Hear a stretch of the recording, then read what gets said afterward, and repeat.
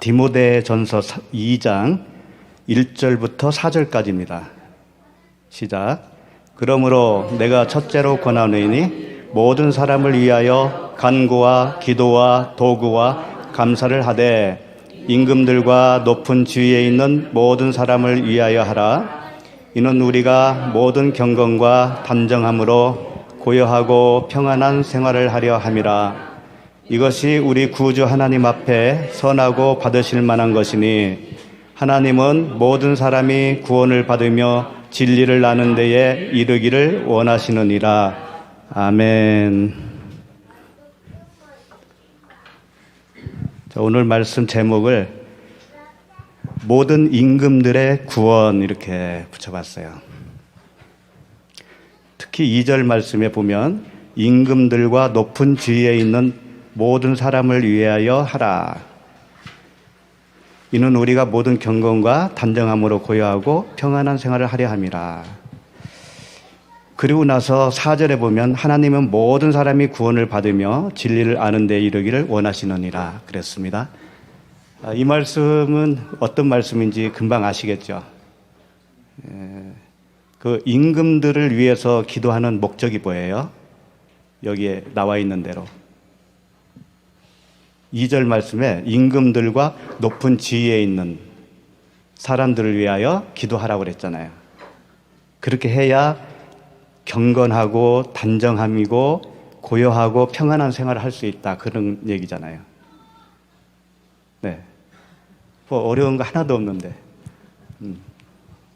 그러니까 여기서 이제 보면 임금들은 지금의 누구를 말씀할까요? 지금 우리가 살고 있는 이 시대에 대통령 뭐 그런 분 아닌가요? 왕, 대통령. 그 다음에 높은 지위에 있는 분들은 위정자들이겠죠. 뭐 장관이라든가 국회의원이라든가 고위관직들을 말하는 거 아니겠어요? 그렇죠. 그분들을 위해서 기도해야 나라가 평안하고 우리 가정도 평안하고 더불어 경제가 잘 돌아가서 나도 잘 먹고 잘 살겠다. 그런 얘기잖아요, 이게. 예? 그렇게 보이잖아요, 이게. 예. 하여튼, 그런 말씀인가, 이제 보시면 알겠죠. 예. 이 디모데 전서, 그리고 디모데 후서가 있죠. 예. 그리고 디도서가 있어요. 이 세 가지를 목회서신이라고 합니다. 근데 목회서신이라고 붙인 이유를 모르겠어요. 목회를 잘하는 방법일까요, 이게?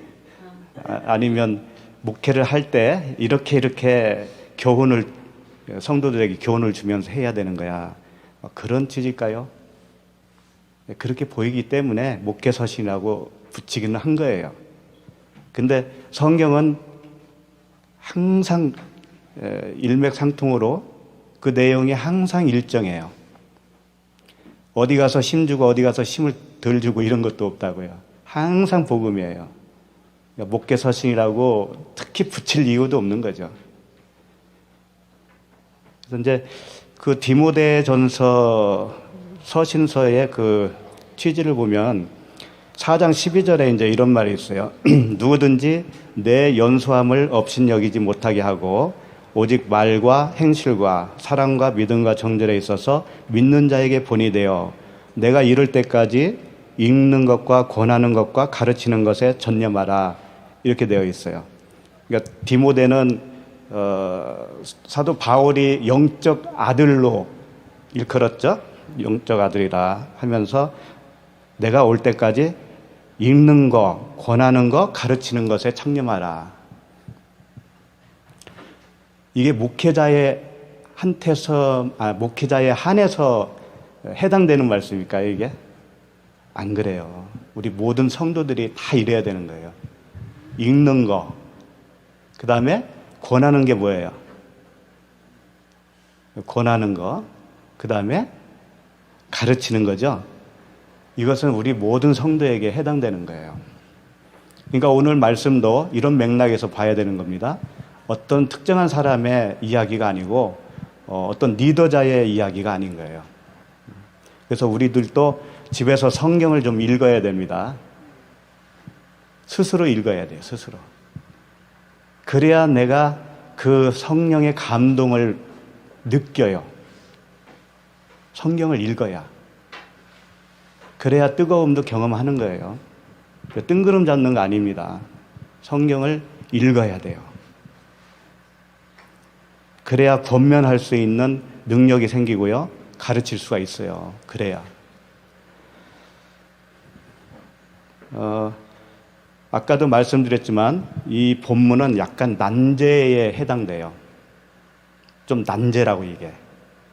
왜냐하면 오늘 말씀에 보면 그 4절 말씀 같은 경우 특히 하나님은 모든 사람이 구원을 받으며 진리를 아는 데 이르기를 원하시느니라 딱 나와 있어요. 빼도 박질 못하는 거예요. 이 말씀으로 보면 모든 사람이, 그러니까 지구상에 있는 모든 사람이 다 구원받기를 원한다, 그런 말씀으로 들린다고요. 이 말씀만 딱 보면. 그래서 옛날에 그 알미니안주의 아실 거예요. 알미니안주의는 이 말씀을 근거로 해서 보편 구원론을 외친 사람들이에요. 모든 사람이 다 구원받을 수 있다. 그런데 이제 그 이론과 대치되는 칼빈주의가 있어요. 칼빈주의는 예정론을 주장하잖아요. 예. 그리고 선택을 주장해요. 하나님의 은혜.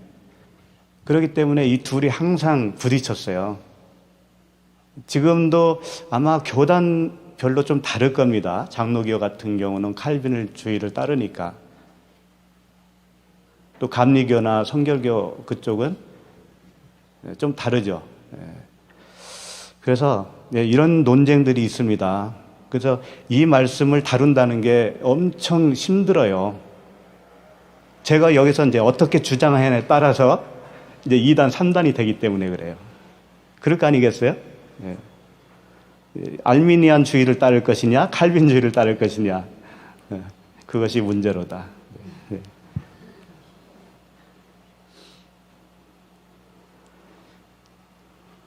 그리고 2장 2절 보시면 임금들과 높은 지위에 있는 모든 사람을 위하여 하라, 이렇게 말씀이 나와 있죠. 과연 이 임금이 누구고 높은 지위에 있는 자가 누구냐 이거예요. 그게 밝혀져야 오늘 이 말씀의 핵심 내용을 알 수가 있는 거예요. 그래서 우리는 저도 물론 그랬습니다만 과거에는 이 말씀을 근거로 해서 나라의 대통령과 위정자를 위해서 기도합시다 하잖아요. 물론 기도해야 돼요. 기도해야 되는데 이 말씀을 근거로 하는 데 문제가 있어요. 그래야 이렇게 평안하게 우리가 살 수 있잖니. 그런 거죠. 그리고 그 3절 보시면 이것이 우리 구주 하나님 앞에 선하고 받으실 만한 것이니 그래요. 대통령과 고위 관직들을 위해서 기도하는 게 하나님이 받으실 만한 선한 거라는 거예요. 많은 것 놔두고 왜 여기에 대해서만 하나님 앞에 선하고 받으실 만한 것이라고 하느냐 이거죠. 그러니까 이 말씀을 근거로 하면 정말 그 대통령과 위정자들을 위해서 기도 안 하는 사람은 하나님이 기뻐하시지도 않을 거라고 하는 선입관을 갖게 된다고요. 이 말씀을 보면은. 그래서 이제 이러한 그 문제 제기를 먼저 하는 거예요. 이제 이 말씀의 그 진리를 알기 위해서는 이제 1절을 한번 보십시다. 2장 1절. 그러므로 그랬습니다. 그러므로라고 하는 것은 앞에 어떤 내용이 있다라는 겁니다. 그러니까 1장이겠죠. 1장에 어떤 내용이 있어요. 바울이 뭔가 말씀을 많이 했는데 거기에 대한 결과로서 아니면 그 원인이 있기 때문에 이러한 결론에 나오지 하면서 말을 하는 거예요. 그러니까 이게 이어지는 겁니다. 이어져, 앞뒤가. 그러니까 앞에 있는 내용과 지금 그러므로 하면서 하시는 말씀이 같은 내용인 거예요. 그렇지 않겠어요? 자, 내일 모레면은 대통령 선거하죠? 우리가 모여서 대통령 선거에 대해서 쭉 우리 대화를 나눴다고 칩시다. 그러면 그 대화는 계속 이어지는데 그럼 주제는 다른 게 없잖아요. 대통령 선거잖아요. 그런데 갑자기 다른 주제로 전환이 될 수 있냐 이거예요. 그럼 생뚱맞잖아요, 너무나. 그런 것을 염두에 두어야 되어요. 그래야 오늘 말씀이 진리를 알 수 있는 거예요. 자, 그러므로 내가 첫째로 권하노니 그랬는데 이 첫째는 물론 첫 번째, 두 번째도 되겠지만 여기서 첫째로 해놓고 두 번째는 안 나오거든요. 그러니까 여기서 첫째로라고 하는 이 단어는 모든 것 중에 가장 중요한 거, 그런 의미예요. 이 첫째로 프로톤이라고 하는 건데 가장 중요한, 가장 으뜸이 되는 거, 내가 지금 가장 중요한 거 말하는 거야, 이런 뜻이라고요. 내가 지금 가장 으뜸이 되는 말을 지금부터 할 텐데 그런 말씀이에요. 근데 가장 으뜸이 되고 가장 중요한 말씀을 하고 있는데 임금들과 높은 지위에 있는 자들을 위해서 기도하라. 말이 맞습니까? 틀립니까? 자, 그러니까 다시 한번요. 2장 1절. 그러므로 내가 첫째로 권하노니 모든 사람을 위하여 간구와 기도와 도구와 감사를 하라. 이렇게 되어 있잖아요. 모든 사람을 위하여. 여기서도 모든 사람이 나왔습니다. 예, 원문을 봐도 이것은 어떻게 설명할 수가 없어요. 그냥 그대로예요. 모든 사람이에요. 모든 사람을 위하여 네 가지가 나왔습니다. 간구, 기도, 도구, 감사가 나왔어요. 근데 모든 사람을 위하여 기도하라 이렇게 해도 될 텐데 이 단어가 지금 네 가지를 풀어서 설명을 했잖아요. 이게 다 의미가 각각 있기 때문에 그래요. 우선 그걸 보도록 하겠어요. 모든 사람을 위하여 첫 번째 간구입니다. 간구. 데예시스라고 하는 거예요. 이 간구나 기도나 다를 게 없잖아요, 사실은. 네, 별로 다를 거 없어 보이잖아요. 그러니까 간구는 뭐냐면 이 긴급할 때 요청하는 것을 말하는 거예요. 그러니까 지금 앞으로 이러이러한 것을 위해서 기도해야 되는데 그 기도가 얼마만큼 긴급하고 급한 거냐 이거예요. 그것을 설명하는 단어가 간구예요. 간구. 그러니까 물에 빠졌을 때 살려주세요 라고 할 때 쓰는 게 간구라는 거예요. 그 다음에 기도는 이제 프로슈케라는 단어로 되어 있는데 프로시쿠마이가 기도잖아요. 프로시쿠마이에서 나온 단어예요. 근데 왜 기도라고 했는지 모르겠어요. 기도가 아니에요, 이건. 기도의 집이에요. 기도의 집. 기도처소예요. 기도처소. 내 집은 만민이 기도하는 곳이다라고 그런 말씀이 있잖아요. 그러니까 이게 단순히 기도하라는 얘기가 아니고 네 자신이 기도하는 집이 되어라 그런 얘기입니다. 네 자신이 기도하는 처소가 되어서 항상 네 안에서 기도가 흘러나와야 돼. 이런 의미인 거예요. 그러니까 내가 성전이 되어야만이 가능한 겁니다. 이것은. 그러니까 기도처를 말한 겁니다. 기도처들, 네가 기도처가 되어서 긴박한 간구를 하라 그런 뜻이에요. 그 다음에 도고, 엔티옥시스라고 되어 있는데 이것은 중보의 역할을 하는 거예요. 중보자. 중보기도라고 많이 사용하지요. 근데 하나님과 사람 사이의 중보자는 오직 한 분이시죠. 예수 그리스도. 근데 우리가 예수 그리스도와 하나가 되면 나도 똑같은 중보자의 역할을 할 수가 있는 거예요. 그렇지만 우리는 예수 그리스도와 본질상은 똑같아도 그분과 나는 엄연히 다르죠. 그렇기 때문에 중보라는 말을 쓰기보다는 도구라는 말을 썼어요. 그러나 그 의미는 같다라는 거예요. 예, 중보하는 겁니다. 그 다음에 감사하라. 유카리스티아 이렇게 되어 있는데 이것은 감사가 어떻게 하는 게 감사한지 알아요? 이 단어에서 정말 배울 수 있어요. 감사하는 거, 하나님께 감사하는 거. 내가 기쁘지 않잖아요? 그럼 감사 안 하고 있는 거예요. 내가 기뻐하는 게 감사하는 거예요. 이 유카리스티아라고 하는 단어가 그런 의미예요. 하나님께 감사하는 걸 어떻게 할 거예요?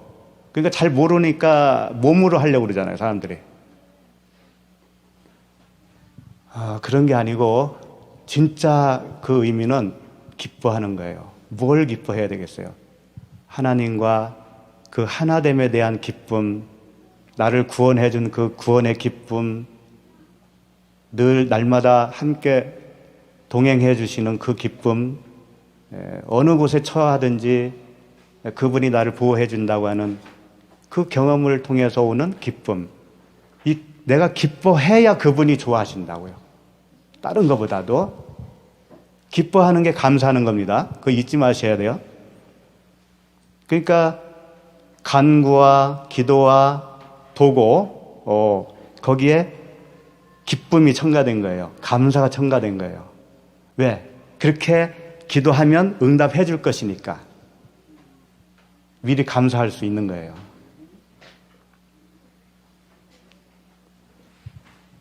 그 다음에 이제 2절에서 보시면 임금들과 높은 지위에 있는 모든 사람을 위하여 하라 했는데 임금들과 높은 지위에 있는 모든 사람이 누군지 알려면 그 1장으로 가셔야 되는 거예요.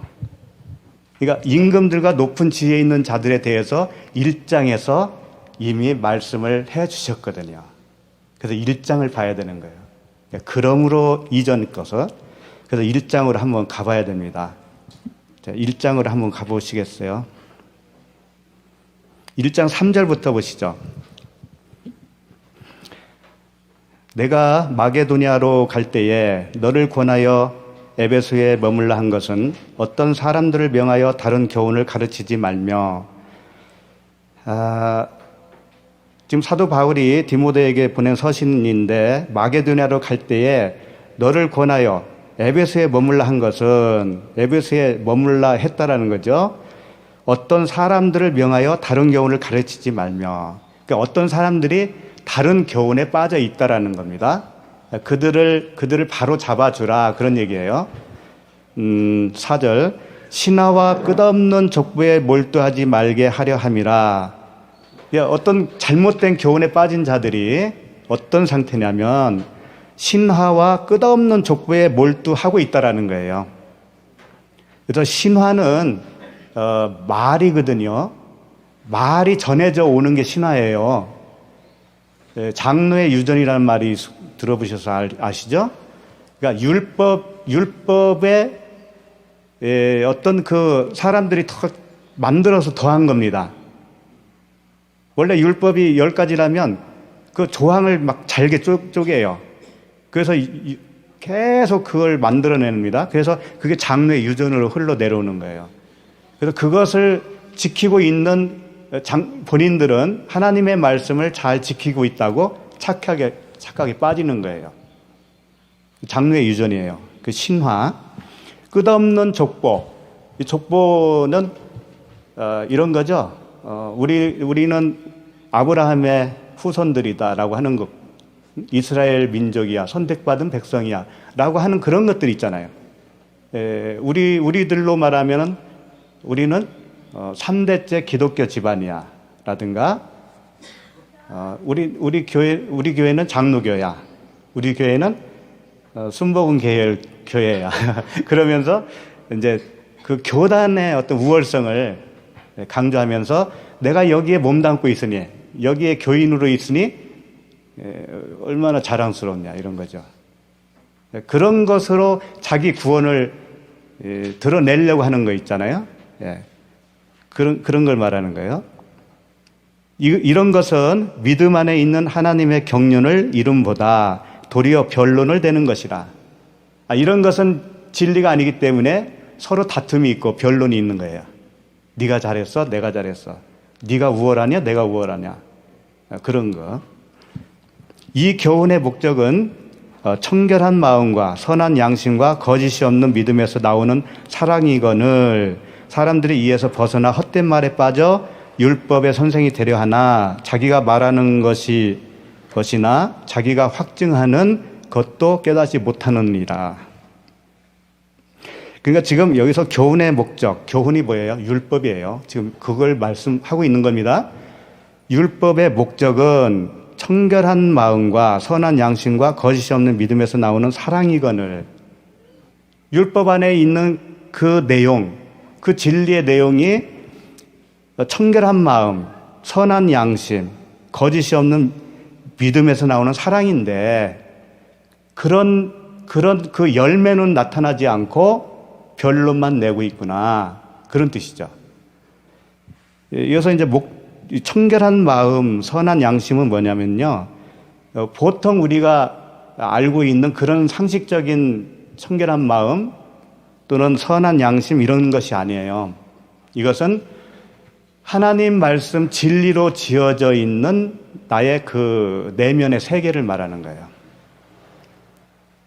도덕적인, 양심적인 그런 차원을 벗어나서, 차원을 넘어서 하나님의 마음을 똑같이 가지고 있는 상태.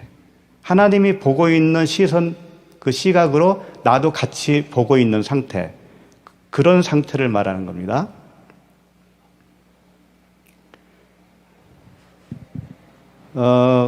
8절 그러나 율법은 사랑이 그것을 적법하게만 쓰면 선한 것임을 우리는 아노라.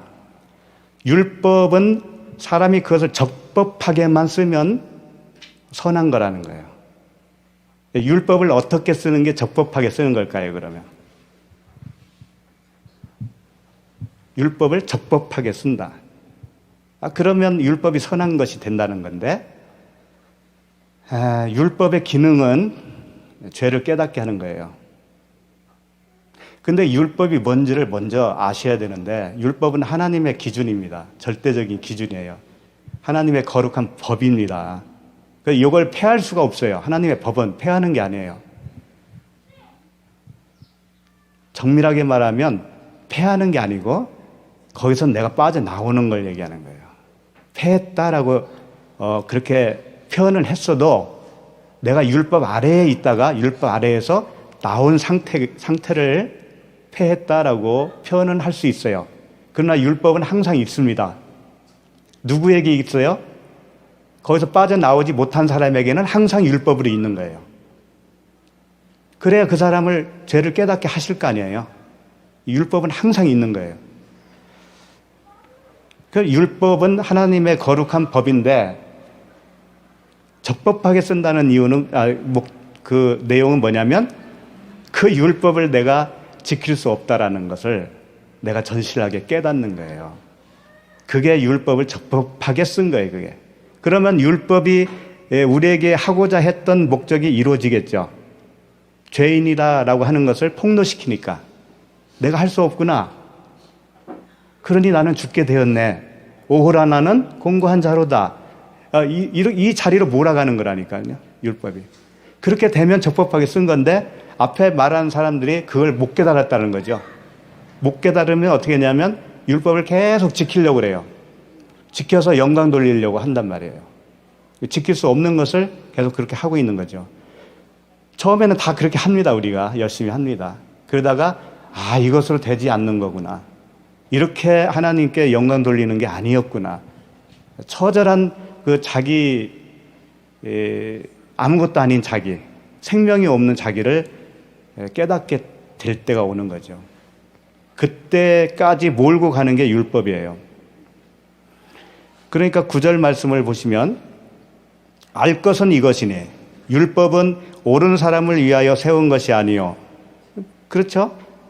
율법, 옳은 사람을 위해서는 율법이 필요 없잖아요. 근데 처음부터 옳은 사람이 있었어요? 하나도 없죠. 거기서 깨닫고 나오면 그 사람은 이제 옳은 사람이 된 거예요. 그럼 그 사람에겐 필요가 없죠, 이제는.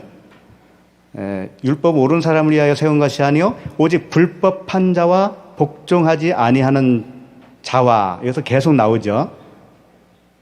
여기서 불법한 자는 뭐냐면 율법을 지킬 수 없는 건데 지키겠다고 계속 지키고 있는 모습이 불법이에요, 그게. 긍휼을 구해야 되는데 하나님의 은혜로 구원받는다는 것을 모르고 계속 그 율법을 행하는 거예요. 그게 불법이라고요, 그게. 복종하지 아니하는 자, 복종하지 아니한 자는 뭐냐면 진리의 말씀에 복종하지 못한 상태예요. 그러니까 율법이 뭐고 은혜가 뭐고 복음이 뭔지를 몰라요. 몰라서 그걸 그 말씀에 의해서 내가 복종되어지지 않았어요. 설득되어지지 않았어요. 그게 복종하지 않는 자예요. 그게 불복종하는 자예요. 그러니까 성경에서 말하는 순종, 불순종 이런 것들은 딱 한 가지입니다. 진리의 말씀에 내가 설득되어지고 굴복되어지면 그게 순종이고 복종이에요. 그게 아니면 불복종이에요. 불순종이고. 그 다음에 복종하지 아니하는 자와 경건하지 아니한 자와 죄인과 거룩하지 아니한 자 이렇게 나오는데 경건하지 아니한 자가 뭘까요? 경건하지 아니한 자는요, 내가 경건하다라고 생각하는 사람이 경건하지 않은 사람이에요. 경건한 사람은 없어요. 사람으로서는 할 수 없어요. 사람으로서는 죽어야 되는 거예요. 죽어야.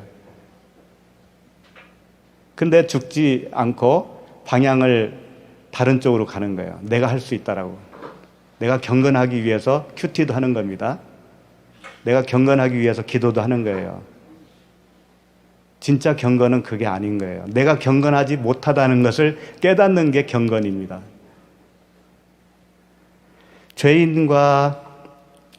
죄인은 아시죠? 하마르티아, 관역을 빗맞은 상태, 주님과 연합되지 못한 상태예요. 거룩하지 아니한 자와, 거룩하다는 것은 구별되다라는 말씀이에요. 그러니까 영과 육이 구별되지 않는 거예요. 내가 육으로 살고 있는 그 상태가 거룩하지 않는 겁니다. 다 율법주의와 관계되어 있는 말씀이에요. 이 모든 표현들이.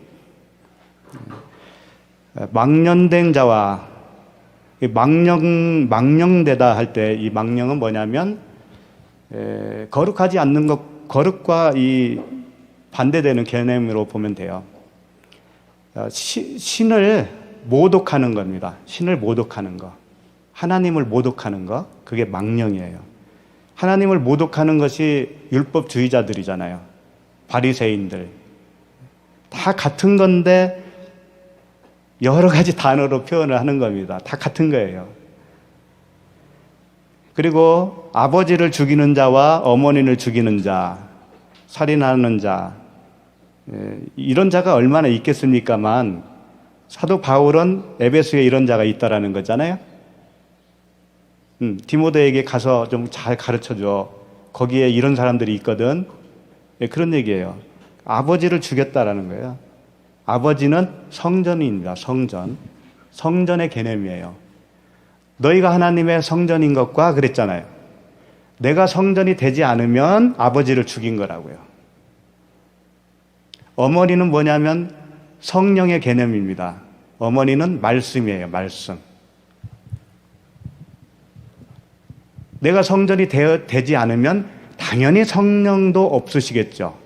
당연히 말씀도 그 안에 없다라는 거잖아요. 잘못된 말씀 쓰레기로 잔뜩 채워져 있을 거 아니에요? 그 상태, 그게 어머니를 죽인 겁니다. 그러니까 내가 모래 위에 성전을 지은 것이냐, 반석 위에 성전을 지었느냐, 요 둘로 갈라지는 거예요. 겉으로 봐서는 잘 몰라요, 그걸. 그런데 성전 지어지지 않으면 아버지를 죽인 자여, 어머니를 죽인 자입니다. 그 다음에 살인하는 자며, 일반적으로 살인이라고 그랬는데, 포도나무 가지가 포도나무에 붙어 있지 아니하면 그게 살인이에요. 하나님과 이렇게 떨어져 있으면 그게 서로 죽인 거예요. 그게 살인인 거예요. 성경에서 말하는 살인의 개념이 그겁니다. 내가 한 덩어리로 있어야 되잖아요. 하나님과 한 덩어리로 있어야 되는데 분리되어 있으면 그게 살인이라니까. 생명이 없잖아요. 그 다음에 음행하는 자, 율법이라고 하는 남편을 붙들고 있는 그 상태. 그 다음에 남색하는 자, 내가 율법으로 태어났는데 율법이라고 하는 그 선악과 나무를 봤을 때 뭐라고 했죠? 먹음직스럽고 보암직스럽고 지혜롭게 할 만큼 탐스럽다 하면서 그 율법의 남편을 딱 붙잡는 거예요. 같은 거예요. 그러니까 동성인 거예요. 동성.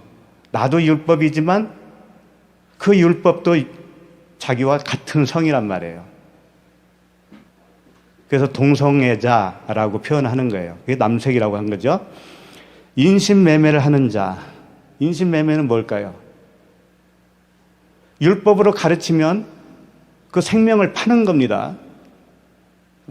다른 사람에게 그 사람을 다른 사람에게 팔아버리는 거예요. 그 사람의 영혼을. 그러니까 이게 얼마나 중요하길래 이렇게 세상에 있는 모든 그 쓰레기 같은 그 단어들을 다 몰아다가 여기에 사용하시겠어요. 거짓말하는 자, 진리로 말하지 않는 게 거짓말이에요. 거짓 맹세하는 자, 진리로 하지 않는 맹세가 그냥 거짓 맹세예요. 기타 바른 교훈을 거스르는 자를 위함이니. 그러면 진리, 율법 이게 좀 헷갈리죠. 도대체가 율법이 경계가 뭐냐 이거예요. 우리에게 어떻게 하면 진리로 말하는 것이 되는가? 좀 헷갈리지 않아요? 그런 거? 그러니까 우리 속에 철저하게 내재되어 있는 율법 요소가 많이 있는데요. 그것을 풀어주는 말씀을 통해서 내가 쫓겨나야 되는 거예요. 다시 말하면 율법은 하나님의 공의인데 공의를 파괴하면 어떻게 될까요? 하나님이 스스로 자신이 세운 공의를 우리를 구원하기 위해서는 자신이 세운 그 공의를 파괴해야만이 우리를 구원할 수 있는 거예요. 그게 복음인 거예요. 그러면 그 공의를 그대로 내가 지키겠다고 하는 것이 뭐냐면 그게 율법 아래에 있는 자예요. 그러면 공의를 파괴하면서까지 우리를 구원하겠다고 한 그 하나님의 마음을 알면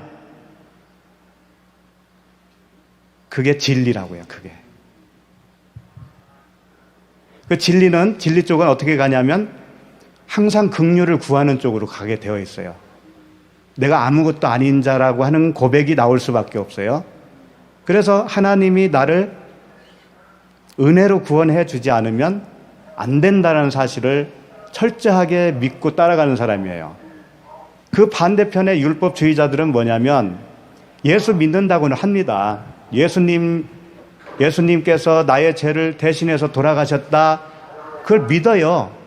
믿는다고 고백을 해요. 그런데 행동을 보면 알아요. 긍휼을 구하는 자는 어떻게 살까? 그 사는 모습이 다르다고요.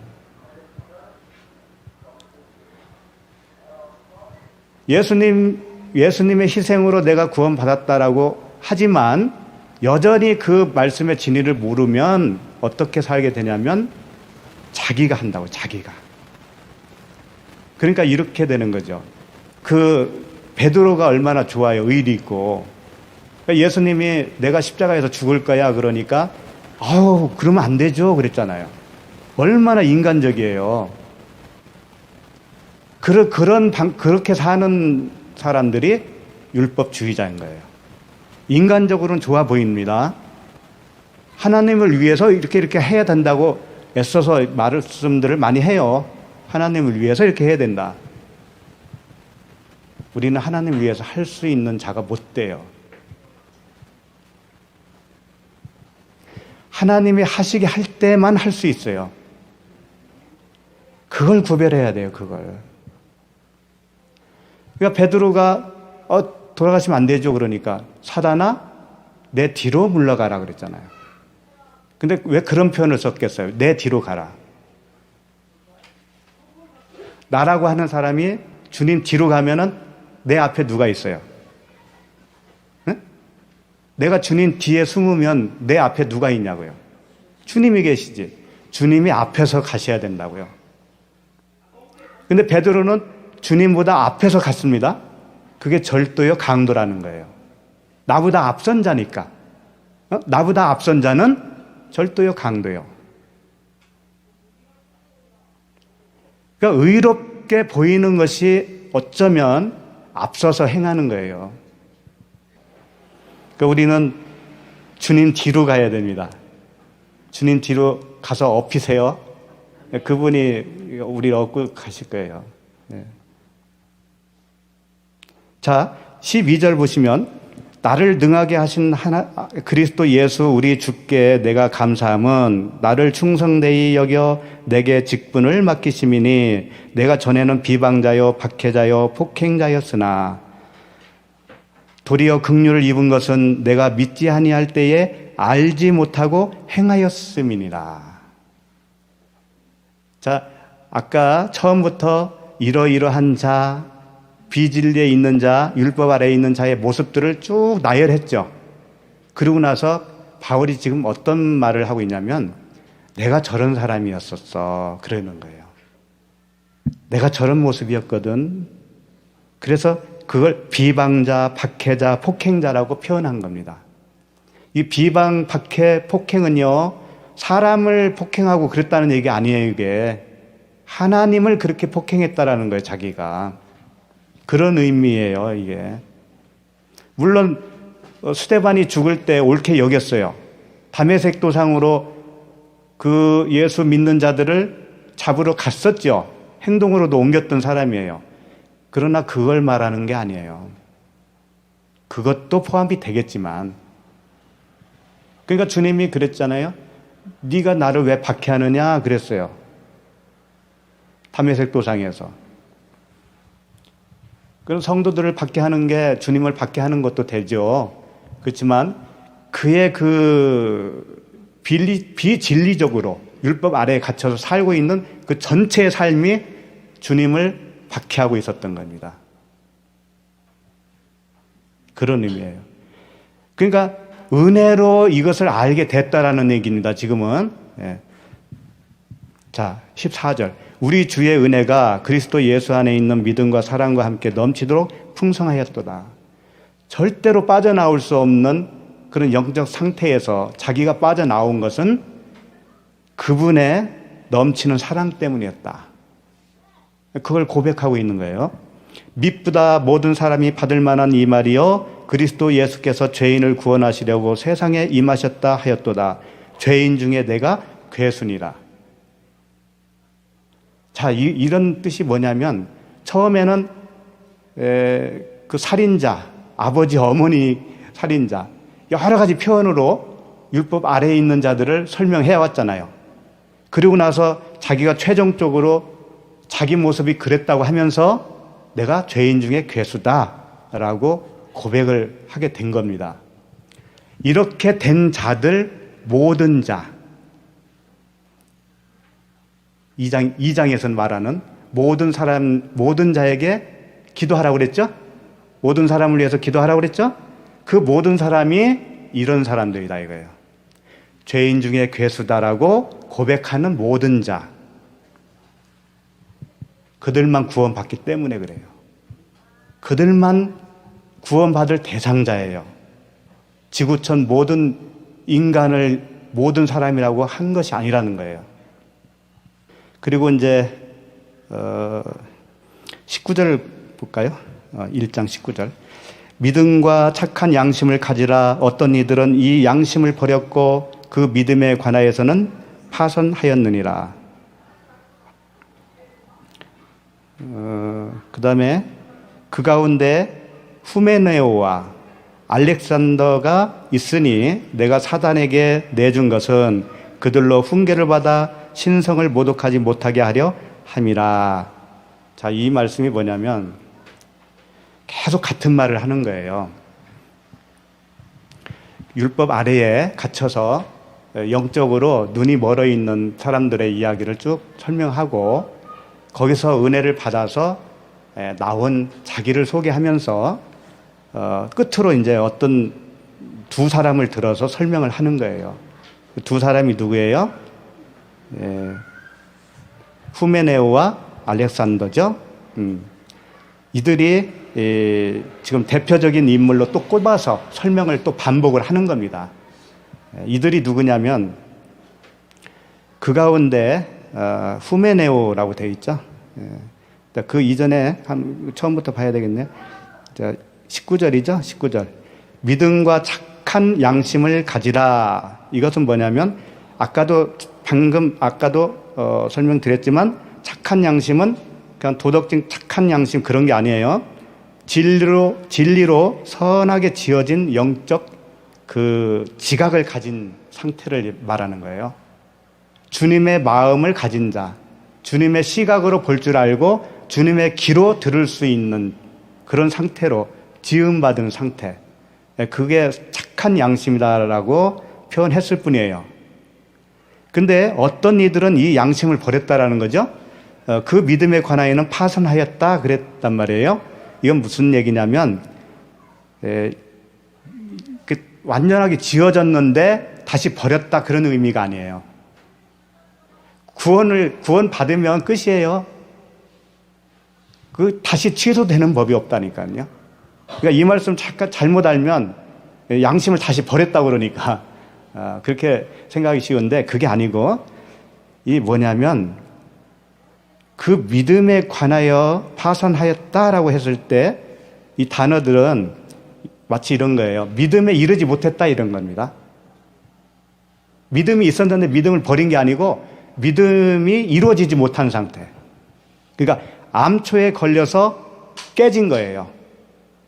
배가 잘 가는 것 같은데 완전히 그 목적지에 가지 못하고 중간에 암초에 걸린 거예요. 그래서 깨져버렸어요. 그래서 실패한 겁니다. 구원에 이루지 못했다 그런 얘기예요. 처음부터.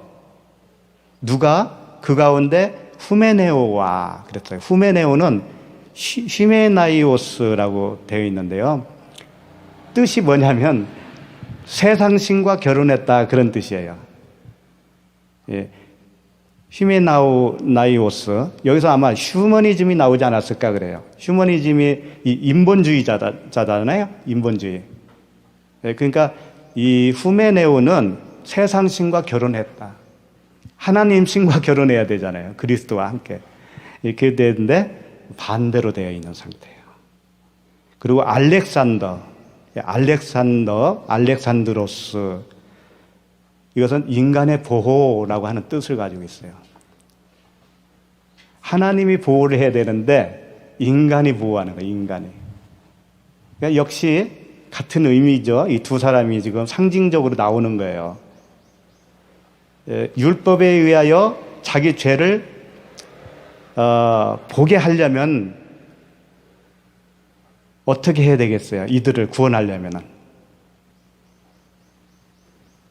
율법에 의해서 자기 죄가 드러나야 되잖아요. 이 사람들도 구원받으려면.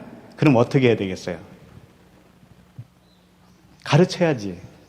율법을 가르쳐야지. 그렇죠? 네가 죄인이라는 것을 가르쳐 죄 폭로시키려면 그것을 어떻게 표현한 거냐면 사단에게 내줬다 이렇게 표현한 거예요. 몇 절이죠?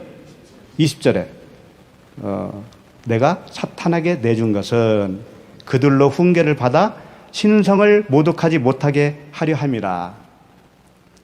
회개시키겠다 이거예요. 회개시켜서 낮추겠다 이거예요. 그래서 신성 모독이 뭐예요? 하나님보다 위에 있는 거거든요, 자기가. 그러니까 낮춰야지. 죄인인 것을 드러내기 위해서 가르쳐서 내가 사탄입니다 라고 하는 고백이 나올 때까지 하는 겁니다. 그게 사단에게 내어줬다 이렇게 표현한 거예요. 쉽지 않죠. 그러면 이제 1장의 정리를 하면 이런 거예요. 그 율법 아래에 있는 자의 모든 그 총칭들이 나왔습니다. 여러 사람. 그게 한마디로 말하면 외식하는 자 이렇게 표현할 수 있어요. 외식하는 자. 그 다음에 뭐 비방자, 박해자, 폭행자, 바울이 고백했던 것처럼 죄인 중에 내가 괴수다 라고 하는 이 고백들, 또 신성을 모독하는 후메네오와 알렉산더, 이 모든 그 사람들이 자기가 그런 사람이라는 것을 드러나면 그게 곧 구원이다. 그렇죠? 그걸 율법을 통해서 그렇게 했다라는 거예요. 그런 고백이 나오게 했다라는 거예요. 후메네오와 알렉산더도 신성 모독을 안 하게 하기 위해서 사단에게 내어줬다고 했잖아요. 그러니까 결론은 뭐겠어요? 다 그렇게 해서 드러냈다라는 얘기란 말이에요. 그리고 나서 2장 1절로 가는 거예요. 응? 그리고 나서 그러므로 그러는 거예요.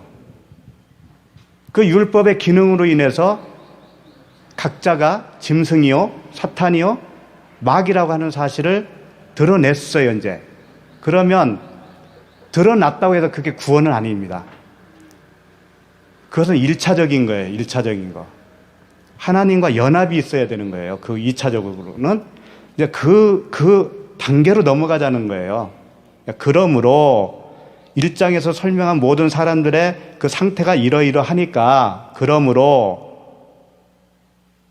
내가 첫째로 권하노니, 내가 가장 중요한 이 부분을 권하노니, 가장 으뜸되는 사안을 내가 너에게 지금 권한다. 그건 뭐냐면 모든 사람, 아까 말한 그 모든 사람, 지구상의 모든 사람 아니죠, 이제.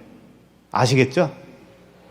1장에서 말하는 그 폭로된 모든 자들, 그 모든 사람을 위하여 기도와 간구와 기도와 도구와 감사를 하라 이렇게 되어 있다고요. 죄인으로 드러난 모든 사람. 그러면 하나님이 그걸 기쁘시게 받아주시겠다 그런 얘기예요. 2절 보시죠. 디모데전서 2장 2절. 임금들과 높은 지위에 있는 모든 사람을 위하여 하라. 여기서 임금, 높은 지위가 누굴까요? 앞에 열거한 사람들이에요.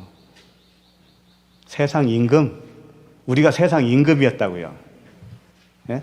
높은 지위에 있었던 사람들이라고 우리가. 대통령 위정자 그런 거 아니에요. 예. 임금이에요, 임금. 세상 임금. 하나님의 자리에서 세상을 판단하고 있는 그런 세상 왕인 거예요. 우리가 다 그렇게 내 나름대로 판단하고 살았지 않습니까? 그게 세상 왕이라고요. 세상 임금이라고요. 율법 아래에 갇혀서 율법으로 세상을 판단하는 자예요.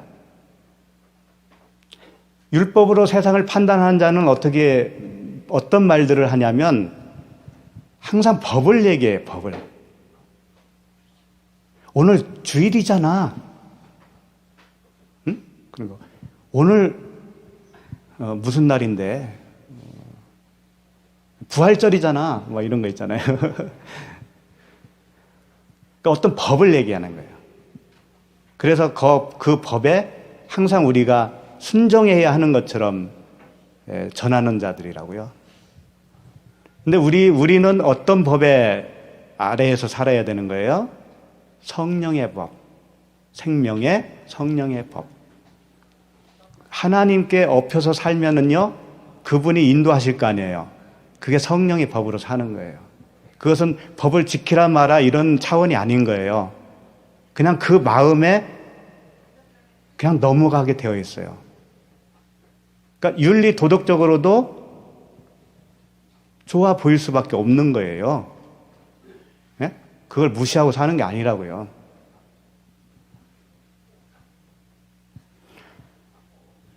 그러니까 하나님이 인도하면 그게 율법의 요구를 다 이루는 거예요. 사랑으로 살아가는 거예요.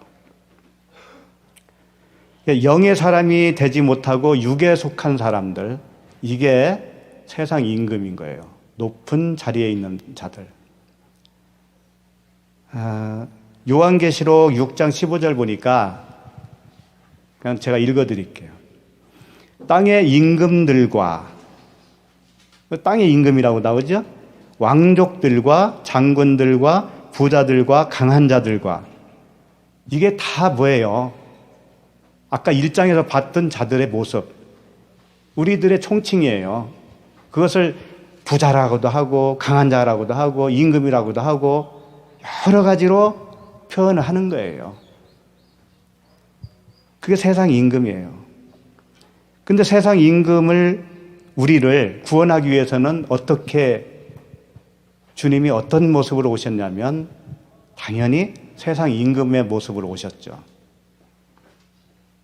그래서 주님이 십자가에 못 박히시기 전부터 그것을 하나님이 설명하시는 거예요. 가시면류관을 머리에 씌우고 손에는 뭘 주죠? 손에는 갈대를 잡게 해요. 갈대. 지팡이. 이게 임금의 심벌 아니에요? 그 다음에 홍포를 입혀요. 그래 놓고서는 조롱을 해요. 이게 세상 임금인 거예요. 주님은 묵묵히 그걸 다 감당했잖아요. 왜? 세상 임금인 나를 구원하기 위해서는 그분이 그렇게 털 깎는 자 앞에서 잠잠한 양같이 당할 수밖에 없었잖아요. 예수님이 이런 말씀하셨습니다. 요한복음 12장 31절에 이제 이 세상에 대한 심판이 이르렀으니 이 세상의 임금이 쫓겨나리라. 여기서 이 세상의 임금이 쫓겨나리라 해놓고 그 다음에 뭐라 했냐면 내가 땅에서 들리면 모든 사람을 내게로 이끌겠노라. 세상 임금이 쫓겨난다고 하고서 자기가 들린다 이거예요. 그러면 자기가 누구라는 얘기예요? 세상 임금이잖아요.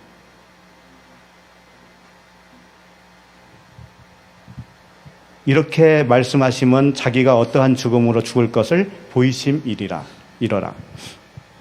그러니까 우리가 세상 임금이고 주님도 세상 임금으로 같이 쌍소멸되는 거예요. 같이 죽는 거예요. 복음입니다, 그게. 그래야 율법, 그 하나님이 주신 기준에서 벗어나서 그분에게 업혀서 살 수가 있는 거예요. 요한복음 16장 11절에는 심판에 대하여라 하면 이 세상 임금이 심판을 받았습니다. 이 세상 임금이 심판을 받았다.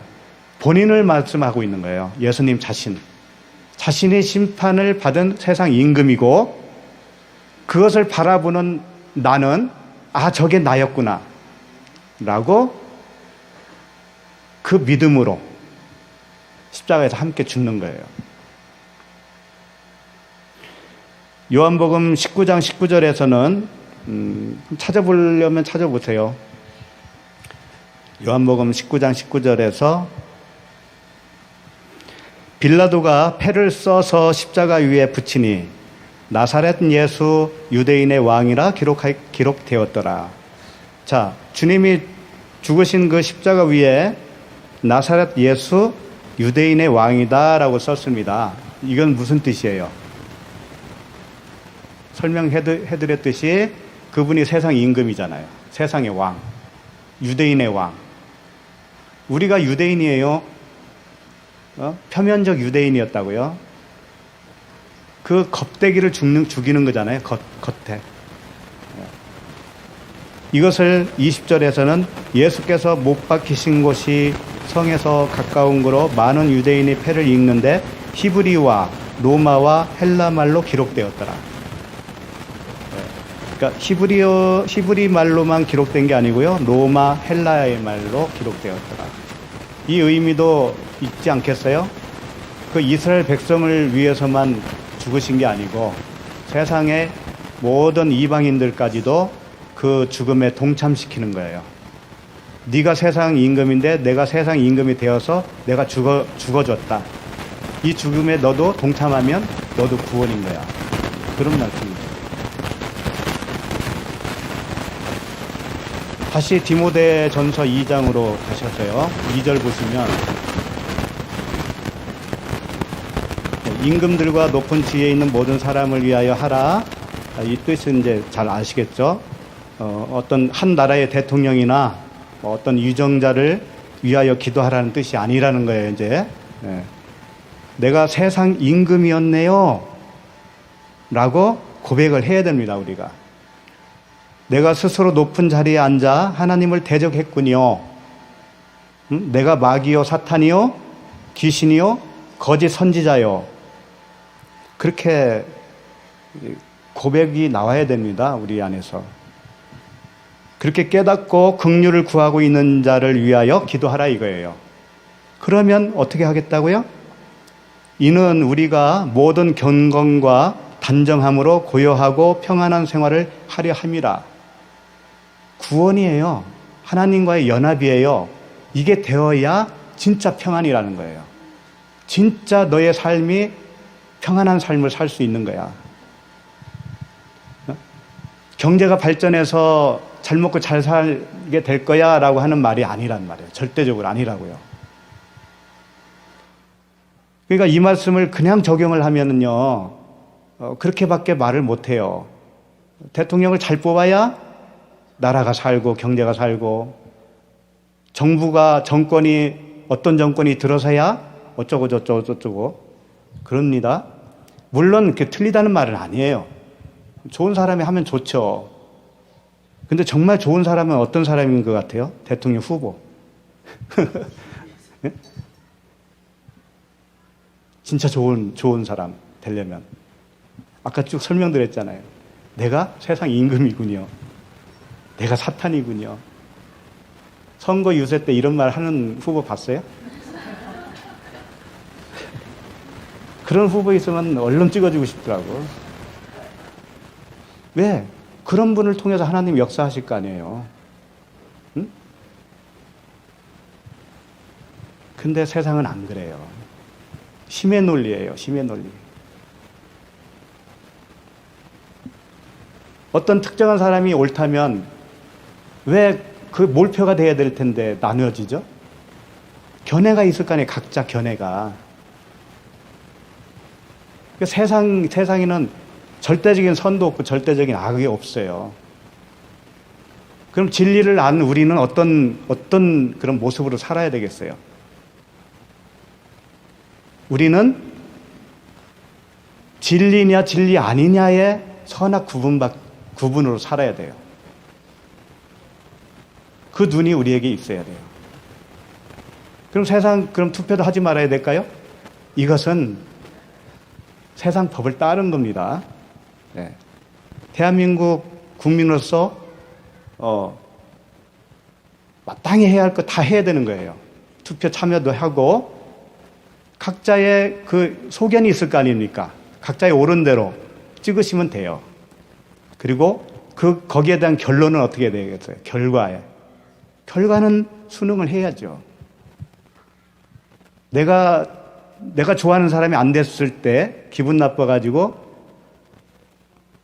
거리에 뛰쳐나와가지고 고래고래 소리 지르지 마시고 다 맡겨야죠. 그 어떤 남편, 어떤 아내가 훌륭한 아내이고 훌륭한 남편이겠어요. 오늘 말씀으로 봤을 때는. 응? 내가 세상 임금이었네요. 그러면 될 거 아니에요. 응? 내가 짐승이 맞아요, 여보.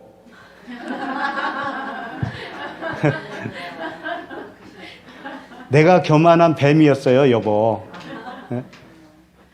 이렇게 고백할 수 있는 사람이 좋은 아내, 좋은 남편이라니까요. 가정에 어떤 어려움이 왔을 때 누구의 잘못일까요? 네? 공동이에요, 공동. 합작품이라고요, 부부가 합작품. 어떤 한 사람이 잘못이 아니에요. 그러니까 그 선하신 왕이 우리 세상 임금 말고 진짜 이제 부활하신 그 그리스도께서 선한 왕이셔요. 선한 목자. 긍휼의 임금이에요. 그분이 우리를 다스리게 되면 그때는 그 가정에 평화가 올 수밖에 없죠. 그러니까 다른 거 하려고 하지 말고 무엇보다도 아까 첫째로 권한다고 그랬잖아요. 첫째로. 가장 으뜸이고 가장 중요한 거 무엇을 위해서 기도하라?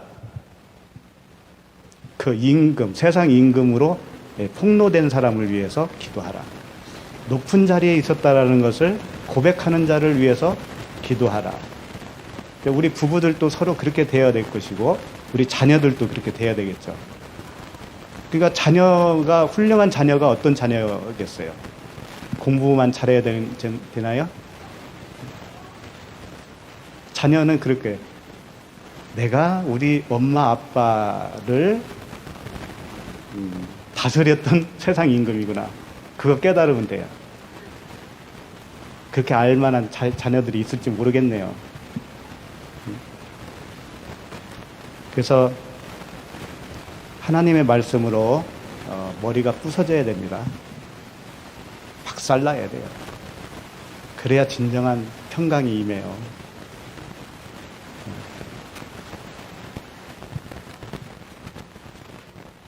그럼 이제 3절 보시죠. 2장 3절. 이것이 우리 구주 하나님 앞에 선하고 받으실 만한 것이니. 이제 아시겠죠? 왜 이걸 받으시는지. 정말 세상 임금을 구하라고 했겠냐고요. 그런 말이 아니죠. 자신이 세상 임금이고 높은 곳에 앉은 자요, 마귀요, 사탄이요, 이렇게 깨달은 사람을 위해서 기도하고 간구하면 그것을 하나님이 받아주신다. 그건 얼른 받아주신다니까요. 그것은. 그 기도를 기쁘시게 받으신다는 거예요. 4절. 하나님은 모든 사람이 구원을 받으며 진리를 아는 데에 이르기를 원하시느니라. 이제 아시겠죠? 이게 하나님 모든 사람이라고 하는 의미를 이제 아시겠죠? 그래요. 데살로니가 후서에 이런 말씀이 있어요. 3장 2절에 믿음은 모든 사람의 것이 아니다. 믿음은 모든 사람의 것이 아니라는 거예요. 구원이 모든 사람의 것이 아니라는 거라니까요. 근데 뜬금없이 여기서 모든 사람을 위해서 구원하시겠다는 말씀이 되겠느냐고요. 맞지 않죠? 그리고 마태복음 22장 14절에서 이런 말씀하셨어요. 청함을 받은 자는 많되 택함을 입은 자는 적으니라. 택함을 입은 자만 구원받습니다. 근데 어떻게 모든 사람이에요?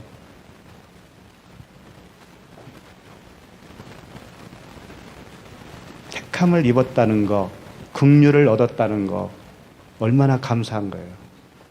그것만 우리 알면 돼요. 예정을 했느니 모든 사람이 구원, 보편 구원이니 선택적 구원이니 이런 그 논쟁을 할 필요 없어요. 나를 구원해 주셨다면 그거 감사하면 된다니까요. 논쟁할 필요 없어요. 그래서 이제 결론을 짓겠습니다. 다른 사람의 영혼 구원을 위해서 늘 기도하는 우리가 되어야 됩니다. 정말이에요.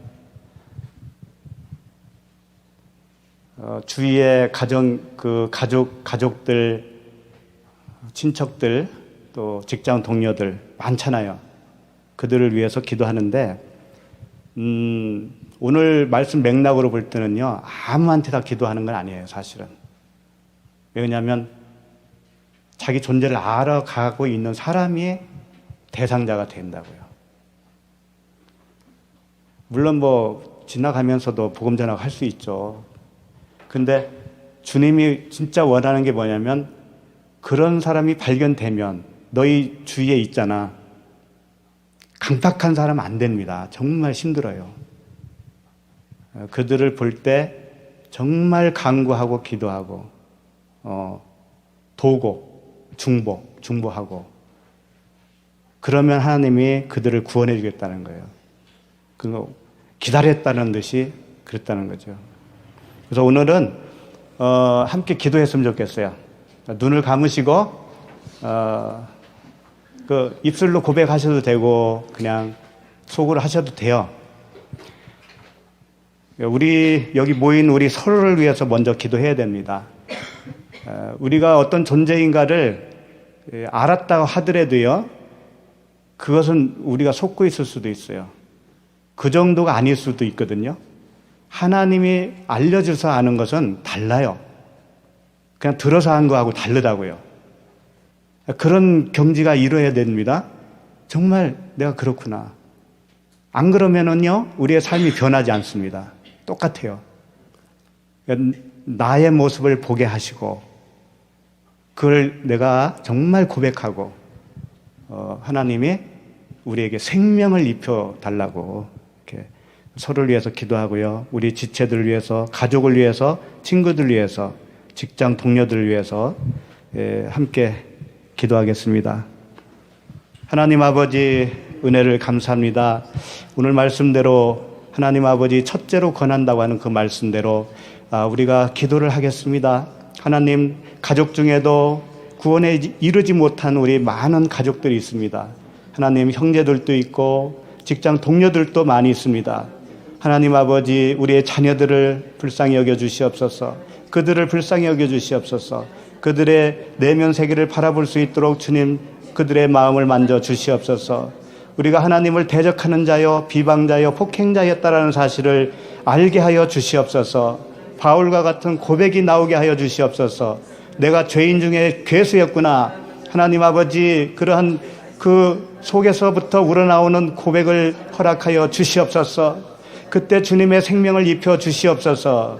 하나님, 우리가 주님의 뒤에 숨지 못하고 주님 앞에서 활보하며 내 힘으로 살아가며 자랑하며 하나님 자긍하며 그 높은 자리에 있었던 우리의 모습들을 하나님 보게 하여 주시고 그 높은 곳에서 낮은 데로 내려오게 하여 주시옵소서.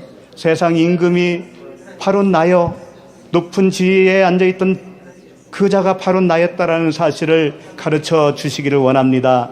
아버지 하나님, 그 놀라운 은혜를 우리에게 부어 주시옵소서. 스스로 어떻게 알겠습니까? 주님이 가르쳐 주시옵소서. 주님의 법도를 우리가 볼 때에 정말 나는 죄인이구나, 내가 그 법도를 이룰 수 없는 정말 죄인 중에 괴수구나 라고 하나님 고백하며 눈물로 회개할 수 있도록 은혜를 나려 주시옵소서. 하나님 아버지, 우리는 자신이 주인이 되어 세상을 호령했던 세상 임금이었습니다. 우리가 스스로 높아져서 높은 지위에 있는 세상의 고위 관직이었습니다. 그런 우리를 구원하여 주시기를 원하며 구원해 주셨사오니 너무나 감사합니다. 주님 스스로 세상 임금이 되셔서 십자가의 심판을 받으셨습니다. 이제 우리의 영원하신 왕이 되어주시니 감사합니다. 섬기시는 왕이요, 살리시는 왕이요, 선하신 임금이 되어 우리와 함께하여 주심을 인하여 찬양을 드립니다. 우리의 영원한 평강의 왕으로 함께하여 주시고 천국을 누리게 하심을 감사합니다. 예수 그리스도의 이름으로 기도드리옵나이다. 아멘. 주의 영광 안에 사배하